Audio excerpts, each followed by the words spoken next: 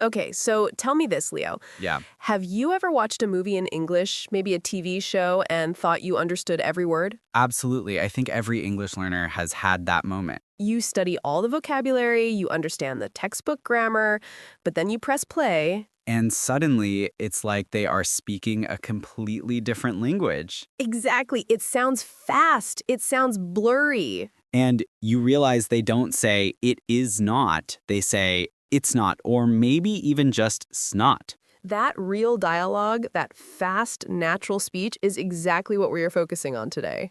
Welcome back to the English Blend. I'm Leo. And I'm Mia. We are here to help you move past the textbooks and really understand English in movies, understanding real dialogue. Today we are talking about why movies are so challenging and how you can train your ear and your mouth to keep up. We want you to feel confident, not confused, when you hear native speakers interacting. It's all about communication, not perfection. Exactly. So grab your coffee and let's get started. So let's dive right into the core issue here. Which is? The difference between what you learn in school and what you hear in a movie. We need to talk about fluency versus accuracy. Oh, that classic debate. Many learners confuse these two concepts. They absolutely do. When you study English, you often focus heavily on accuracy. Accuracy means getting the grammar perfect. It means using the correct verb tense, the correct prepositions, and avoiding mistakes. Right. If you write an essay or take a grammar test, accuracy is everything. You need to be 100% correct. But if you are sitting in a cafe, trying to order something, or having a chat with a friend, accuracy can actually slow you down. That's where fluency comes in. Fluency is the ability to speak smoothly and naturally. It means keeping the conversation going without long pauses.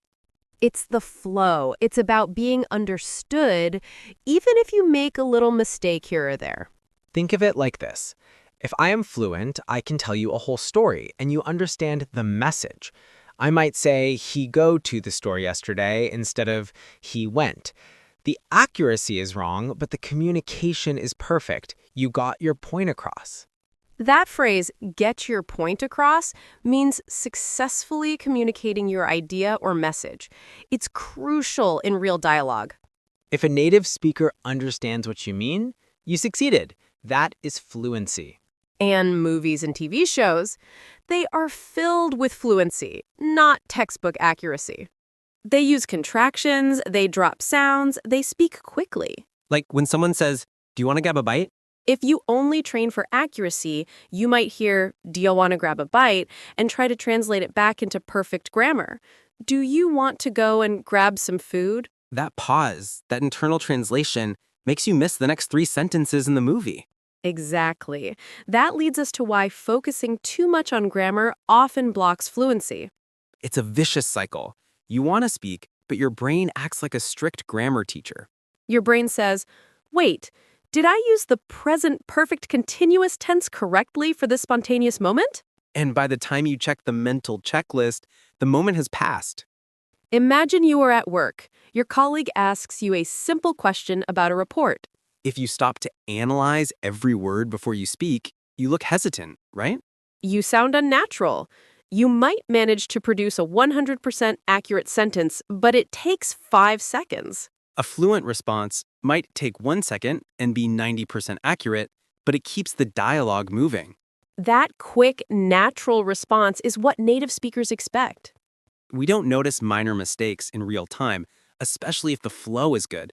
We're focused on the meaning. It's like driving. You need to look ahead and keep moving, not stop every 5 meters to check if your tires are perfectly positioned.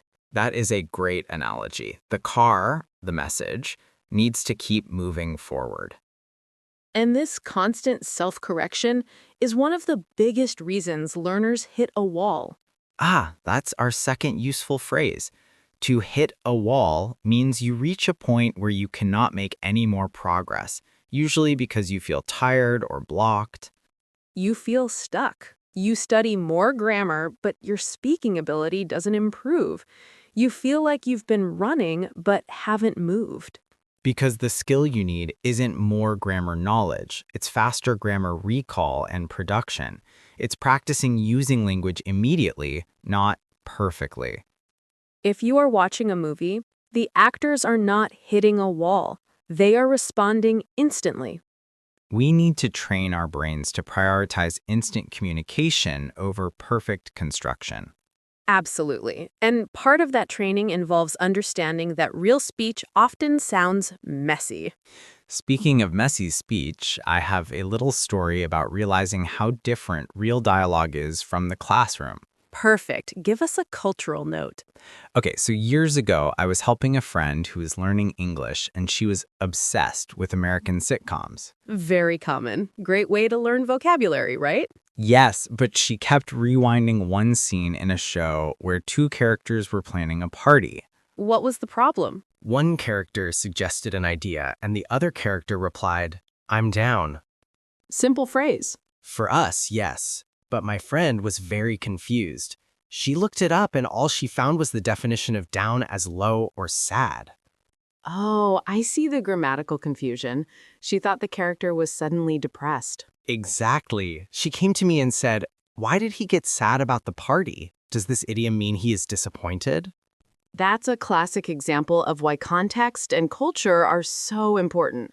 I had to explain that in that context, "I'm down" means I agree or I'm ready to participate.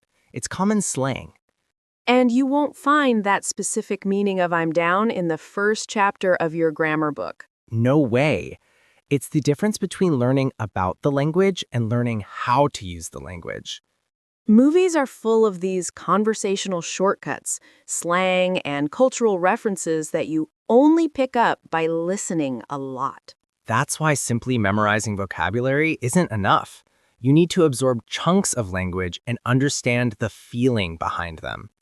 If you hear a native speaker say, I'm down, and you only think about the dictionary definition, you hit a wall right there. You stop understanding the conversation. And the only way to overcome that wall is massive exposure. Massive exposure means listening constantly, not just studying 5 minutes a day, but making English a part of your daily noise. Exactly. The more you hear, the more these phrases stop being individual words and start being single ideas. It's about training your ear to ignore the small grammatical variations and just focus on the overall meaning. So let's move on to the practical steps. How do we actually train ourselves to understand movie dialogue better? We need a few key strategies that focus purely on fluency and real communication. Tip number 1, and you mentioned it, massive listening. This is non-negotiable. If you want to understand how people speak, you have to hear people speaking. A lot. Don't worry about understanding every single word at first.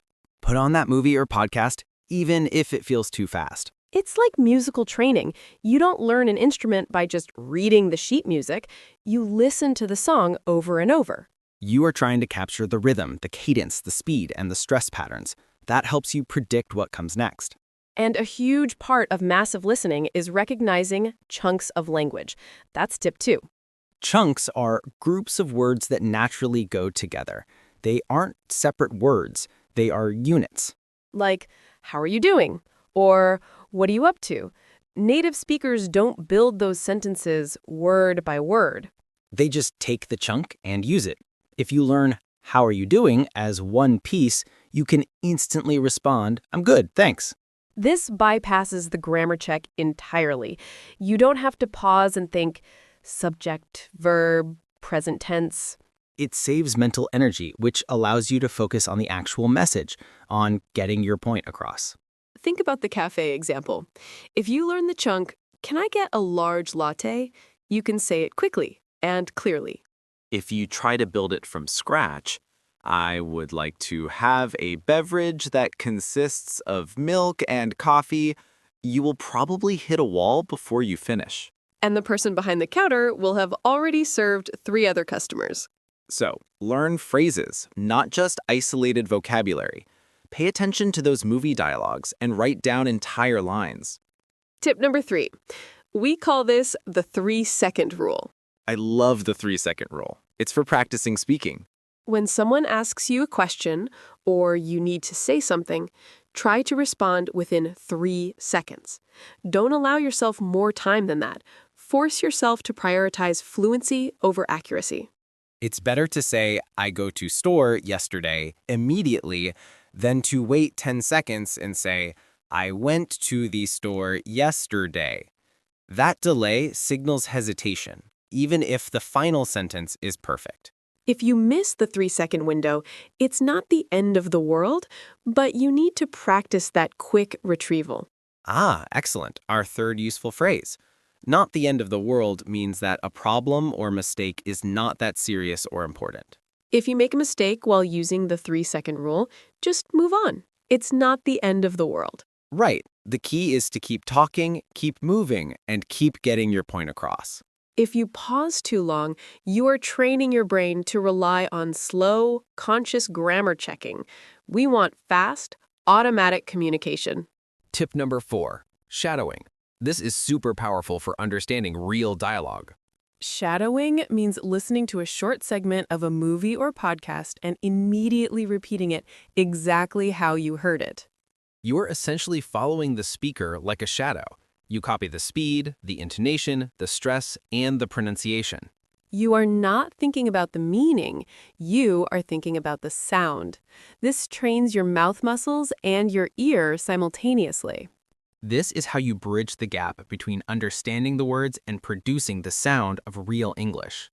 If you shadow a line like, "What you gonna do?" you are training your mouth to use that natural reduction. You are learning that the T in what and the Y in you combine. This is why movies often sound fast. They connect all the words. And finally, tip number 5, accept imperfection. Ah, the hardest tip for many learners. If you are waiting for the day when you speak without any mistakes, you will wait forever. Even native speakers make mistakes. Focus on the success of communication. Did the listener understand your intention? If yes, that's a win. If you make a mistake, it's not the end of the world. Don't let that stop your flow. If you let one small mistake make you hit a wall and stop talking, you fail the communication goal. We need to see mistakes as proof that we are trying. They're opportunities to learn, not signs of failure. Let's review those 3 phrases we learned today, because they are great chunks for everyday conversation. First, get your point across. This means succeeding in communication. If you are fluent, even if the grammar is imperfect, you usually get your point across. Example, I didn't use the correct past tense, but I think I got my point across during the presentation. Second phrase, hit a wall. This is when you reach an obstacle or feel stuck and can't continue. Example, I was studying all night, but around midnight, I totally hit a wall and had to stop. Or, when I try to speak naturally, I hit a wall because I worry too much about grammar. That shows the blockage we discussed. And the third phrase, not the end of the world, used to minimize a problem. If you miss the bus, it's not the end of the world. There will be another one. If you mispronounce a word while shadowing a movie, it's not the end of the world. Just rewind and try again. The tone of that phrase is very comforting, and native speakers use it often to reassure people or themselves. It brings us back to our main point. Fluency is communication, not perfection. That perfectionist mindset is what makes movie dialogue so scary. You expect them to be perfect, and you expect yourself to imitate that perfection. But real speech is messy, quick, and context-dependent. Use massive listening, learn those chunks, and practice that 3-second rule. Don't let the fear of a small mistake make you hit a wall. Keep pushing. Prioritize getting your point across. That is the real goal of learning. And remember, if you use the wrong preposition, it is truly not the end of the world. We hope these tips help you feel less intimidated next time you open Netflix or go to the cinema. Start watching with subtitles, but challenge yourself to switch them off for 5 minutes and just listen for the flow. Train your ear to listen for the rhythm, not just the isolated words. That's how real dialogue works. That was a great talk. We covered so much about moving from textbook English to movie English. Yes, and next time on the English Blend, we're going to dive into the world of phrasal verbs, why they are confusing, and how to use them easily in your daily life. Ooh, phrasal verbs are essential for fluency. You won't want to miss that. Thank you so much for joining us today. Keep practicing and embrace those imperfect, fluent conversations. Yes, see you in the next episode of the English Blend.